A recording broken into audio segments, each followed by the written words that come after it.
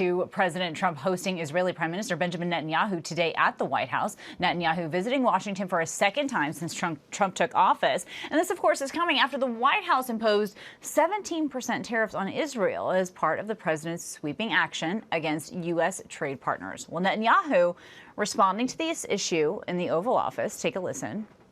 We will eliminate the trade deficit with the United States. We intend to do it very quickly.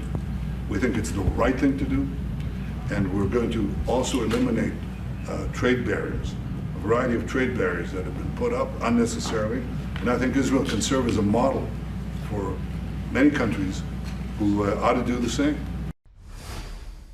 All right, I want to bring in ABC News national security and defense analyst Mick Mulroy for more on this. So first of all, Mick, what is just your initial reaction here to Netanyahu's response to the tariffs? I think this still, people are hoping for even a little bit more clarity than we're getting from either of them.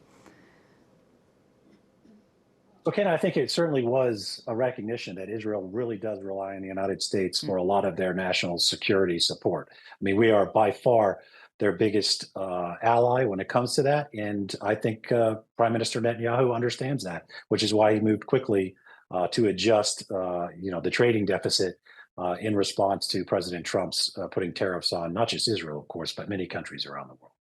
Question. They also, of course, talked about the war in Gaza that's nearing the today is the 18-month mark. Wow. So look, Netanyahu's facing a tremendous amount of pressure to return to these negotiations, in particular to get the hostages back. The hostages home. Do you think that that's going to happen anytime soon, that they'll at least get back to the negotiating table in a real way? So I think the pressure, as you say, is really there. So we saw the king of Jordan, the president of Egypt, and the president of France all call President Trump before this meeting, pushing for a ceasefire. And obviously, for the president to realize his goal of reconstructing Gaza, there has to be a ceasefire. So there's a lot of pressure on Israel. The United States